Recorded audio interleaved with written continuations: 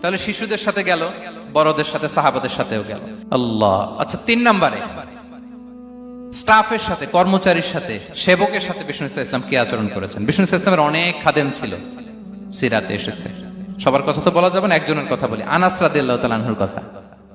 আনাস, লক্ষ্মীপুরে আমি এক জায়গায় ওনার কোন একটা ওয়াজ করতে যেয়ে আমি বললাম আনাস নামটা কেমন লাগে, কারণ অনেকে বাচ্চা নিয়ে এসে বলে হুজুর নাম রেখে দেন। তাই আমি বললাম আজকে এখানে নাম দিয়ে দেই আনাস, এই বছর এই লক্ষ্মীপুরে যত বাচ্চা হবে যাদের মনে চায় আনাস রেখে দিয়েন। 3-4 বছর পরে শুনি আনাস দিয়ে লক্ষ্মীপুর ভরে গেছে। অনেকে আমাকে জানাইছে ছেলের নাম কি আনাস, তো বলে যে ওই যে হুজুর আপনি 19 সালে আমাদের লক্ষ্মীপুরে এসে বলছিলেন, ওই কথা থেকে আমরা, পেটে ছিল বাচ্চা, আমরা নিয়ত করে ফেলছি আনাস রাখবো। আনাস নামটা অনেক সুন্দর না? সাহাবাদের নামগুলো চুজ করে করে ছেলেদের নাম রাখবেন। উনি ছিলেন বিষ্ণু ইসলামের খাদেম।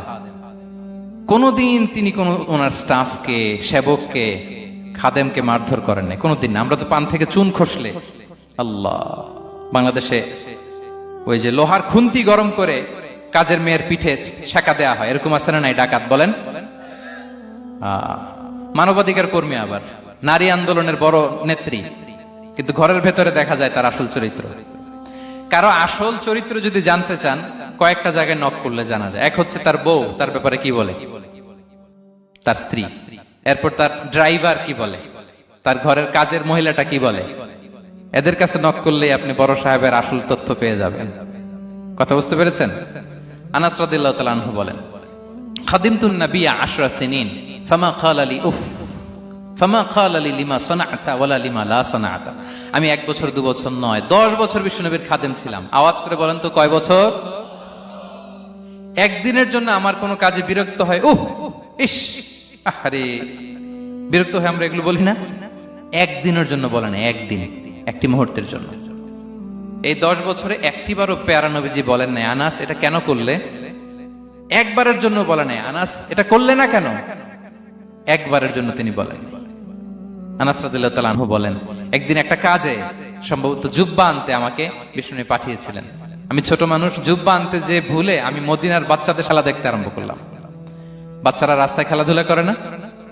বিষ্ণুনবী যেটা আনতে পাঠিয়েছে ওইটা না এনে ভুলে, ছোট মানুষ তো, সেও দাঁড়িয়ে দাঁড়িয়ে মদিনার ছেলে মেয়েদের খেলা দেখতেছে। এখন সময়ের পর সময় যায়, ঘন্টার পর ঘন্টা যায়, আনাস তো আর আসে না জুব্বা নিয়ে। বিষ্ণুনবী ভাবলেন হায় রে, আনাস মনে ভুলে গেছে, যাই নিজের কাজ নিজেই করে নিয়ে আসি। বিষ্ণুনবী বেরোলেন, বেরোই দেখে ওই তো আনাস, আমার আনাস বাচ্চাদের সাথে খেলা দেখতেছে। আমরা হইলে কি করতাম? আমরা হইলে কি? মায়ের, ওই যে ডাইরেক্ট মায়ের। আল্লাহ, আজকে তোর একদিন কি আমার একদিন না? বিষ্ণুনবী গেলেন, তিনিও বাচ্চাদের সাথে খেলা দেখতে শুরু করলেন, কিছুই বললেন না, শুধু আলতো হাতে আনাসের পিঠে হাত রাখলেন, ঘাড়ে আলতো হাতে। বিষ্ণুনবীর হাতটা রেশমের চেয়েও সফট ছিল। হাত রাখলেন, হাত রাখাতে আনাস রাদিয়াল্লাহু তাআলা আনহু ফানাযারতু ইলাই, তিনি বললেন আমি পিছনের দিকে তাকালাম, বিষ্ণুনবীর দিকে আমি তাকালাম, হঠাৎ করে দেখলাম যে বিষ্ণুনবী। তাকানোর পর পর আমি ভয় পেয়ে গেলাম, কিন্তু বিষ্ণু ইসলাম ধমক দেয় নাই, কিরে আনাস তুই এখানে, এটাও বলে নাই। তাকালাম, ওয়া হুয়া ইয়াদহাক, তিনি একটা মুচকি হাসি দিলেন। বললেন আনাস তোমাকে না কাজে পাঠিয়েছিলাম, এখানে কেন? আনাস বলে ইয়া রাসূলুল্লাহ ক্ষমা করে দেন, আমি যাচ্ছি। আনাস বলে বিশ্বনবীর সেদিনের মুচকি হাসির শাসন মরার আগের দিন পর্যন্ত আমার এই সোজা রাস্তায় রেখেছে। ভাইরা আমার, শাসন করতে জানলে পিট্টি দেয়া লাগে না, ধমক দেয়া লাগে না, মার দেয়া লাগে না। শাসন করতে জানলে একটা মুচকি হাসি দিয়ে শাসন করা যায়। এবার জানবো স্ত্রীর সাথে আচরণ। স্ত্রী, যার সাথে আমার সম্পর্ক খুবই গভীর, খুবই মজবুত, তার সাথে কেমন আচরণ ছিল? সিরাতে অনেক কথা এসেছে, আমাদের সময় নেই, সংক্ষেপে বলি। স্ত্রীদের তিনি আগে সালাম দিতেন, মসজিদ থেকে ঘরে পৌঁছে দিতেন, ঘরের কাজে সহযোগিতা করতেন, ওটে ওঠার সময় হেল্প করতেন, মাঝে মাঝে স্ত্রীদের পরামর্শও নিতেন। আপনারা এগুলো করেন তো? করেন? এই যে আওয়াজ নাই, পেছনে কিন্তু ভাবিরা বসে আছে সবাই। উল্টা পাল্টা বললে এখানে উইটনেস আছে, খবর আছে আজকে। এগুলো করেন? করেন? হ্যাঁ, করতে হবে, করতে হবে। বিষ্ণু ইসলাম নিজ হাতে ঘরে উটের দুধ দহন করতেন, রুটি সেকা দিতেন, কাপড় সেলাই করতেন, এই কাজগুলো করতেন। এবং আম্মা জান আয়েশা রাদিয়াল্লাহু তাআলা আনহাকে এত ভালোবাসতেন, তিনি বলেন, আমি গোশত খেয়ে ওইটার হাড্ডিটা রেখে দিলে বিশ্বনবী আমার খাওয়া হাড্ডিটা নিয়ে আবার চষতে শুরু করতেন। আমি গ্লাসের যেখান দিয়ে পানি খেতাম, পেয়ালার খুঁজে খুঁজে বিশ্বনবী ওই জায়গায় ঠোঁট লাগিয়ে পানি খেতেন। মাইমুনা রাদিয়াল্লাহু তাআলা আনহা বলেন যে আমি আর বিশ্বনবী এক বালতি থেকে মগ দিয়ে পানি নিয়ে দুজনে গোসল করেছি। আল্লাহু আকবার, কি চমৎকার আচরণ। এবং স্ত্রীদের নিয়ে তিনি সফর করতে বেরোতেন। একবার রাত্রিবেলা বিষ্ণু সাল্লাল্লাহু আলাইহি ওয়াসাল্লাম এবং আম্মা জান আয়েশা রাদিয়াল্লাহু তাআলা আনহা, বিষ্ণু বলেন চলো তো আমরা একটু দৌড় দেই, এক্সারসাইজ হয়ে যাবে। দুইজনে দৌড় দিলেন। তখন আম্মা জান আয়েশা রাদিয়াল্লাহু তাআলা আনহা একটু স্লিম ছিলেন, তো দৌড়ে বিশ্বনবী পিছে পড়ে গেলেন, আম্মা জান আয়েশা ফার্স্ট হয়ে গেলেন, আগে চলে গেলেন। বড্ড খুশি, উনি বিশ্বনবীকে হারিয়েছেন। আবার অনেক বছর পরে, তখন সময়ের ব্যবধানে আম্মা জান আয়েশা একটু হেলদি হয়ে গিয়েছেন, আগের মতো আর চিকন নেই। আবার বিশ্বনবী এক রাতে বললেন, আয়েশা চলো আজকেও একটু এক্সারসাইজ করি, দৌড় দেই। দুজন মিলে দৌড় দিলেন। আজকে বিশ্বনবী আর আম্মা জান আয়েশাকে চান্স দেন নাই, তিনি জোরে দৌড়ে আম্মা জান আয়েশাকে রানার আপ করে দিলেন, উনি ফার্স্ট হয়ে গেলেন। এরপর কি বললেন জানেন? সুনান আবু দাউদের হাদিস, তিনি বললেন, ইয়া আয়েশা হাদিহি বিতিলকা সাবকা। দেখেন বিশ্বনবী মনে রাখছেন, নোটে রাখছেন। বিশ্বনবী বললেন, আয়েশা ওই যে এত বছর আগে কোন এক রাতে মরুভূমিতে দৌড়ে আমাকে হারাইছিলা, আজকে ওইটার বদলা নিয়ে নিলাম। তিলকা সাবকা, ওইটার বিনিময়ে এটা। ওই দিন তুমি জিতছিলা, আজকে তোমার উপর আমি জিতে গেলাম। কি হৃদ্যতা ছিল, কি সম্পর্ক ছিল হ্যাঁ স্ত্রীর সাথে। তাই বলে মনে করবেন না যে কোনো মনোমালিন্য হতো না, হতো। মানবিক যে ব্যাপারগুলো মাঝে মাঝে একটু ছোটখাটো মিষ্টি ঝগড়া, একটু মনোমালিন্য, এটাও হতো। এবং বিশ্বনবী এটাও টের পেতেন। তিনি বলতেন, আয়েশা ইন্নী লা আ'লামু ইযা কুনতি আলাইয়া গাদবা ওয়া ইযা কুনতি আলাইয়া রাদিয়া। আয়েশা, কখন তুমি আমার উপর রেগে থাকো আর কখন খুশি থাকো সবটাই কিন্তু আমি টের পাই। আম্মা জান আয়েশা অবাক হলেন, কি করে টের পান? বিশ্বনবী বলেন, যখন তুমি আমার উপর খুশি থাকো তখন দোয়ার সময় বলো লা ওয়া রাব্বি মুহাম্মদ, তুমি বলো হে মুহাম্মদের রব আল্লাহ, মদিনার উপর রহম করেন, আমাদেরকে ক্ষমা করেন। হে মুহাম্মদের রব, আমাদের ক্ষমা করেন, এইভাবে দোয়া করো। আর যখন তুমি রেগে থাকো তখন আমার নামটা মুখ দিয়ে নিতে চাও না, তখন তুমি দোয়াতে বলো লা ওয়া রাব্বি ইব্রাহিম, হে ইব্রাহিমের আল্লাহ, হে ইব্রাহিম নবীর খোদা, আমাদের মাফ করো। তখন তুমি আমার নাম নাও না, কৌশলে আমার নামটা বাদ দাও। আম্মা জান আয়েশা বলেন, ইয়া রাসূলুল্লাহ মা আহজুরু ইল্লা ইসমাক। নবী হে, আমি তো আপনার নামটাই শুধু মুখ থেকে বাদ দেই, আমার হৃদয় থেকে তো কখনো আপনারে বাদ দিতে পারি না। এটা ঠিক, তখন রেগে থাকি, আপনার নামটা মুখে নেই না, কিন্তু হৃদয় থেকে তো আপনাকে সরাতে পারি না। সুবহানাল্লাহ। এই ছিল বিষ্ণুবীর সাথে স্ত্রীদের সম্পর্ক। প্রিয় ভাইরা, আমরা যদি একটু দেখি প্রতিবেশীর সাথে কেমন আচরণ করতেন। নেইবার, বিষ্ণু বলতেন, মান কানা ইউমিনু বিল্লাহি ওয়াল ইয়াউমিল আখিরি ফালইউকরিম দাইফা। যে আল্লাহ বিশ্বাস করে, আখিরাতে বিশ্বাস করে, সে যেন প্রতিবেশীকে সম্মান করে। এবং একবার আবু যার আল গিফারি রাদিয়াল্লাহু তাআলা আনহুকে বিষ্ণু সাল্লাল্লাহু আলাইহি ওয়াসাল্লাম বললেন, আবু যার ইযা তাবাখতা মারাকান ফাআকসির মাআ। হে আবু যার, তুমি যদি কখনো ঝোল তরকারি রান্না করো, ঝোলের তরকারি খাইছেন? আপনাদের সাউথ কোরিয়াতে তো বিখ্যাত একটা ঝোলের তরকারি আছে, কি নাম যেন, মাছের মেংথাং। আমরা একটা শব্দ শিখছিলাম, কি যেন বলে, খামসা হামনিদা। কয়েকটা শব্দ শিখাই দিছে ভাইরা আমাকে। তো এই যে নামটা বললাম, ঝোলের মধ্যে ট্যাংরা মাছ, শিং মাছ ঝোল দেয়া একটা তরকারি। তো আবু যার গিফারিকে বিষ্ণু সাল্লাল্লাহু আলাইহি ওয়াসাল্লাম বলেন, ইদা তাবাখতা মারাকান ফাকসির মা। হে আবু যার, কখনো যদি ঝোলের তরকারি রান্না করো, একটু বেশি করে পানি দিও, যাতে করে তোমাদের পাশাপাশি তোমার প্রতিবেশীর সাথে একটু ঝোল শেয়ার করতে পারো। প্রতিবেশীকে এত গুরুত্ব দিতেন। তিনি বলতেন, লাইসাল মুমিন আল্লাযী ইয়াশবা ওয়া জারুহু জাইউন ইলা জামবিহি। সে মুমিন নয় যে পেট পুরে খায় আর তার প্রতিবেশী না খেয়ে রাত যাপন করে, সে মুমিন নয়। দেখেন প্রতিবেশীকে কত গুরুত্ব তিনি দিয়েছেন। বিশ্বনবীর এক ইহুদি প্রতিবেশী ছিল। কোন ধর্মের? সবাই বলেননি, একসাথে আওয়াজ করে বলেন, কোন ধর্মের প্রতিবেশী? ওই ইহুদির এক ছেলে বিশ্বনবীর কিছু কাজ করে দিতেন। অনেকদিন হলো ছেলেটা আসে না। খোঁজ নিলেন, শুনলেন সে অসুস্থ। শুনলেন ইহুদি ছোট্ট ছেলেটা কি? বিশ্বনবী দেখতে গেলেন। মুসলিম শিশুকে দেখতে গেলেন নাকি? কোন ধর্মের শিশু? তার মানে আপনার প্রতিবেশী যদি হিন্দু হয়, বৌদ্ধ হয়, খ্রিস্টান হয়, দ্যাট ডাজন্ট ম্যাটার। আপনি তার বিপদে আপদে পাশে থাকবেন, এটাই ইসলামের শিক্ষা, ঠিক কিনা বলেন? এই যে আপনাদের এখানে বুদ্ধিস্ট নেইবার আছে, হিন্দু নেইবার আছে, খ্রিস্টান নেইবার আছে, তারা বিপদে পড়লে তো আপনার যাওয়ার দরকার নাই, না? যাবেন, খোঁজ খবর নিবেন, ভিজিট করবেন, পাশে দাঁড়াবেন। আপনি যে তাদের খোঁজ খবর নিতেছেন, মুসলিম হয়েও আপনি এত চমৎকার আচরণের, এটা দেখেই অনেকে কালিমা পড়ে মুসলমান হয়ে যাবে। এটাই তো দ্য বিউটি অফ ইসলাম, ইসলামের সৌন্দর্য। বিশ্বনবী হিন্দু মুসলিম ইহুদি বাছান নাই, ছোট্ট ইহুদিটাকে দেখতে গেলেন, যে দেখে হায়রে কাতর হয়ে সে বিছানায় মৃত্যু শয্যায় শুয়ে আছে, বাচ্চাটার মাথায় হাত বুলিয়ে দিলেন। হাত বুলিয়ে বাচ্চাটাকে, ইহুদি বাচ্চাটাকে বললেন, আসলিম, হে শিশু তুমি ইসলাম ধর্ম গ্রহণ করো। এখন ছোট্ট মানুষ, তার বাবা আবার পাশে দাঁড়িয়েছে, আব্বা কি বলে না বলে, সে নাযারা ইলা ওয়াজহি আবি, বাবার দিকে তাকালেন। তা বাবা বলে আতিয়া আবুল কাসিম, মানে বিষ্ণু ইসলামের কুনিয়াত, বড় ছিল ছিল কাসিম, তাকে বলা হতো আবুল কাসিম। ইহুদি বাবা বলল, মোহাম্মদ যা বলে তাই করো। সাথে সাথে সে পড়ল আশহাদু আল্লাহ ইলাহা ইল্লাল্লাহ ওয়া আশহাদু আন্না মুহাম্মাদুর রাসূলুল্লাহ। বিশ্বনবী বেরোয়ার সময় বললেন, আলহামদুলিল্লাহিল্লাযী আনকাযাহু মিনান নার, প্রশংসা সে আল্লাহর যে একটু আগে জাহান্নামী হওয়ার কথা ছিল, মুহূর্তে কালেমার মধ্য দিয়ে তাকে জান্নাতি বানিয়ে দিলেন। দেখেন প্রতিবেশীর সাথে কি আচরণ। ইহুদি প্রতিবেশীর পাশে দাঁড়িয়েছেন, অসুস্থ, ভিজিট করেছেন। আমরা যেন আমাদের প্রতিবেশীর খোঁজ রাখি। অভুক্ত প্রতিবেশী রেখে আপনি পেট পুরে খেয়ে তাহাজ্জুদ পড়লে ওই তাহাজ্জুদ আল্লাহর দরবারে যাবে না।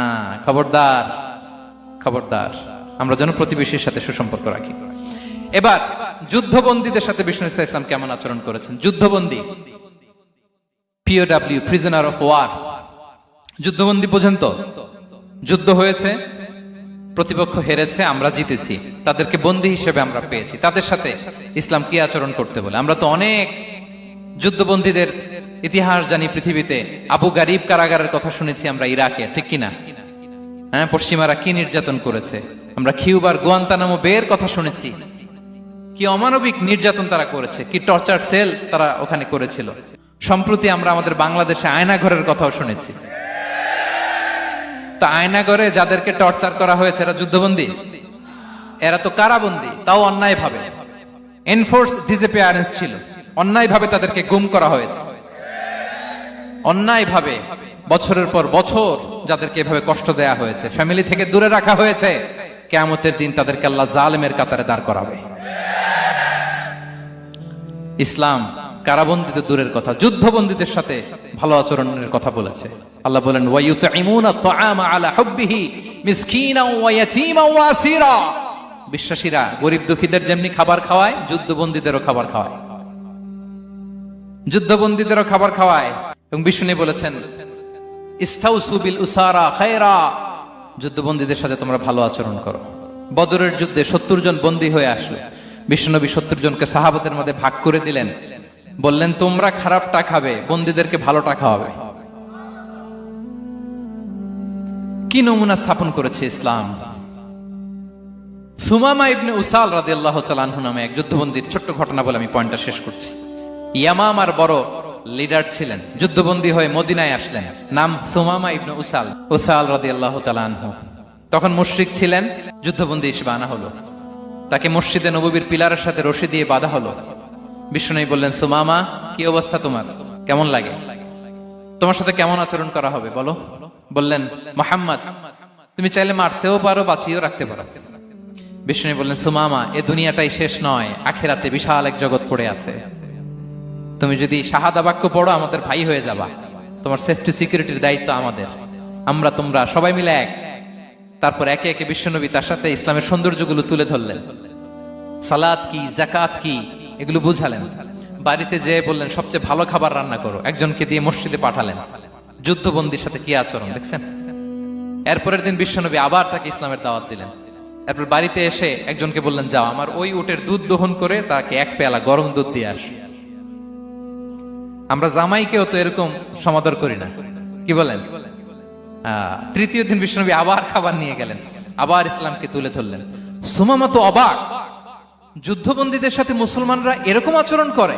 3 দিন ধরে লাগাতার যখন ইসলামকে প্রেজেন্টেশন শেষ, বিষ্ণু বললেন, যাও এবার সুমামা ইবনে উসালের রশিটা খুলে তাকে ছেড়ে দাও। সাহাবারা বললেন, বলেন কি ইয়া রাসূলুল্লাহ, ভয়ঙ্কর। বিশ্বাসঘাতকতা করবে, মেরে ফেলবে আমাদের। বিষ্ণু বললেন, না, আমি যা জানি তোমরা তা জানো না, ছেড়ে দাও। সুমামাকে ছেড়ে দেয়া হলো। সুমামা বের হলেন মসজিদ থেকে, ফিরে তার ভূখণ্ড, তার এলাকা ইয়ামামাতে তিনি গেলেন না। মদিনার মসজিদে নবীর পাশে খেজুর বাগানের পাশে তিনি অজু করলেন, গোসল করলেন, অজু করলেন। এরপর ফিরে এসে বিশ্বনবীর সামনে দাঁড়িয়ে বললেন, আশহাদু আল্লাহ ইলাহা ইল্লাল্লাহ ওয়া আশহাদু আন্না মুহাম্মাদান আবদুহু ওয়া রাসূলুহু। আমি সাক্ষ্য দিচ্ছি আল্লাহ ছাড়া কোনো ইলাহ নেই, আপনি আল্লাহর প্রেরিত রাসূল। হে মুহাম্মদ, আপনার চাইতে নিকৃষ্ট মানুষ আমার কাছে কেউ ছিল না, কিন্তু এখন থেকে আপনার চাইতে কোনো প্রিয় মানুষ আমার জীবনে নেই। ইসলামের চাইতে নিকৃষ্ট কোনো ধর্ম আমার জানা ছিল না, আজ থেকে ইসলামের চাইতে প্রিয় ধর্ম আমার কাছে নেই।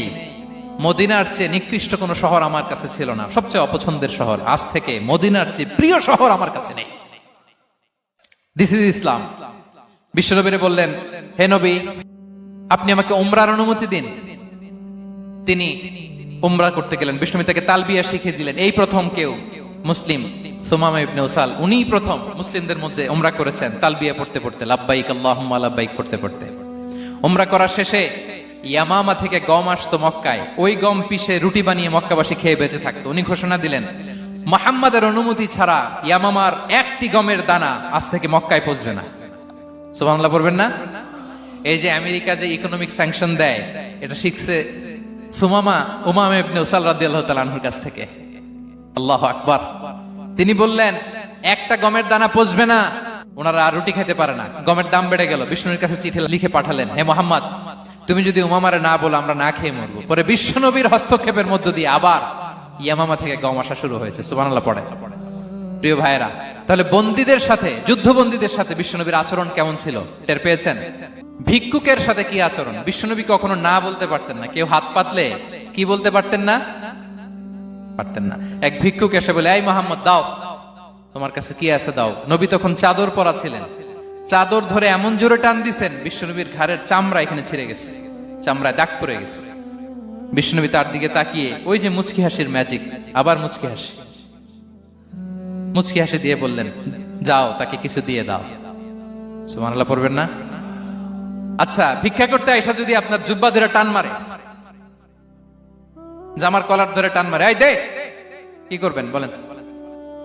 ওই যে মায়ের, মানে ডানে বায়ে আর কোনো সলিউশন নাই, খালি মায়ের, আইজো মায়ের, খাইলো মায়ের। দেখেন, ভিক্ষা করতে এসে জামা ধরে টান দিয়ে ঘাড়ের চামড়ায় এখানে দাগ ফেলে দিয়েছে, কিন্তু বিশ্বনবী হাসি দিয়ে সলিউশন করলেন। সুবহানাল্লাহ পড়ে। শত্রুদের সাথে তিনি কেমন আচরণ করেছেন? আল্লাহ আল্লাহ আল্লাহ আল্লাহ। তায়েফের ময়দানে রক্তাক্ত হয়েছেন, রক্তাক্ত। পাহাড় রক্ষী ফেরেশতারা বলে, নবী, আপনাকে রক্তাক্ত করেছে? তায়েফে কেন গেছিলেন বিশ্বনবী? জমির বায়না করতে না? তায়েফে জমি কিনতে গেছিল না?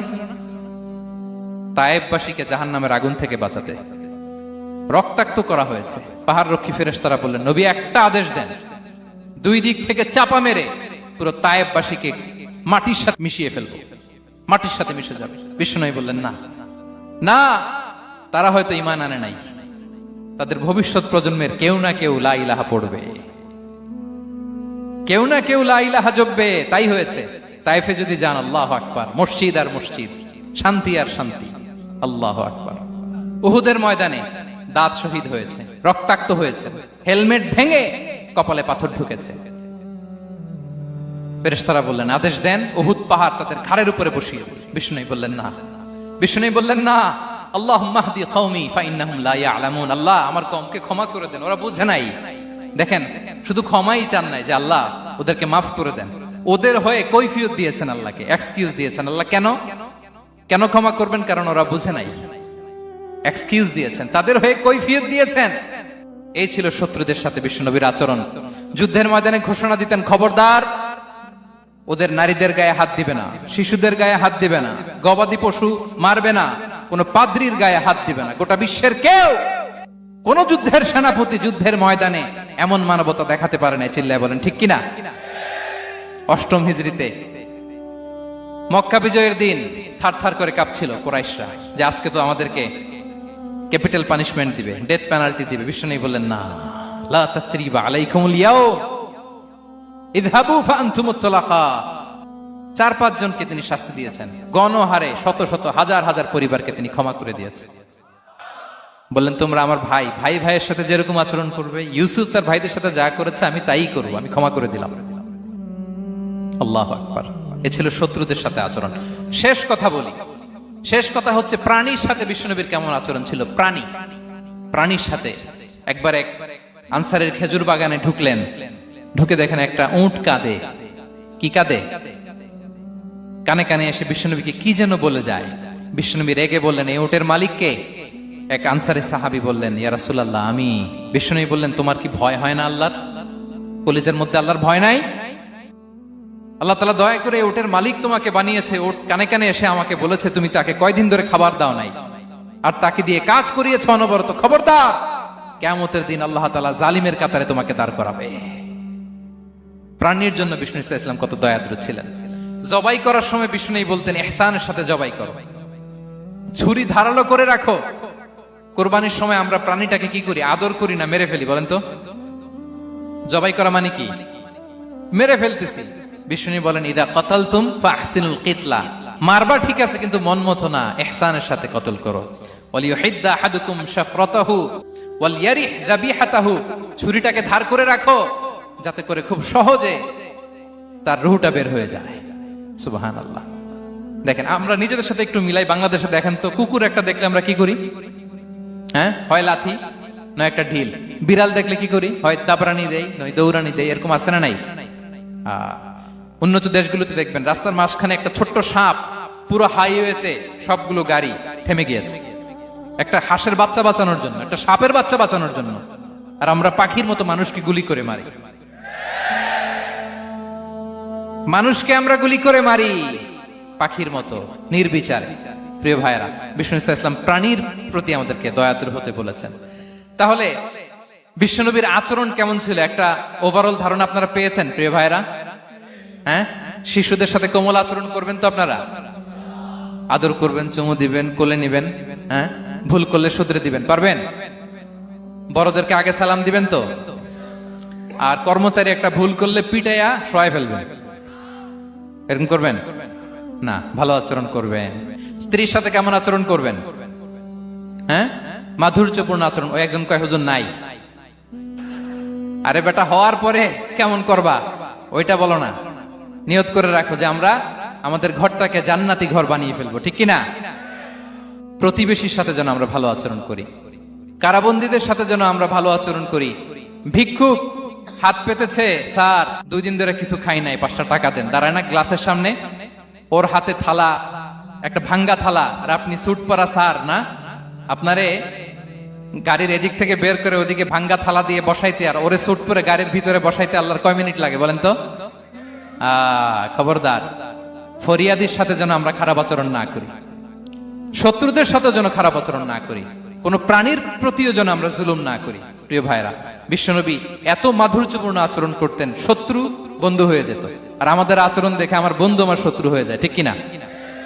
আমরা যেন আমাদের আখলাককে সুন্দর করি। শুধু নামাজি, শুধু রোজাদার, হাজি সাহেব ইবাদত করি কিন্তু মানুষের সাথে বাজে আচরণ করি, এমনটা যেন না হয়। আমরা যেন সুন্দর আচরণ করে বিশ্বনবীর শেখানো পন্থা এরকম মাধুর্যপূর্ণ আচরণের অধিকারী হয়ে ফি আ'লাল জান্নাতি গরাফা, বিষ্ণু বলেছেন জান্নাতের সর্বোচ্চ স্তরে তারা অ্যাপার্টমেন্ট পাবে। ওই অ্যাপার্টমেন্টের অধিকারী যেন আমরা হতে পারি। আল্লাহ তৌফিক দান করুক।